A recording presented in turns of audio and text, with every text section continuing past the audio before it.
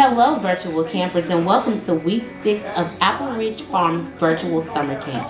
This week we are working with chemicals, and we are going to build a volcano out of the homemade clay that we made in our last video. What you would need for this, totally up to you. I cut a water bottle in half so that we can make like a mountain shape. Then you take the clay and you start to stick it around the side.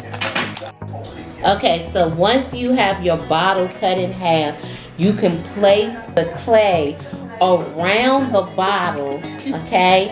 And you can try to smooth it out. I'm gonna leave mine rough and edgy so that it can look like how the earth looks, okay? And then you put it in the refrigerator for a little while so that it can harden.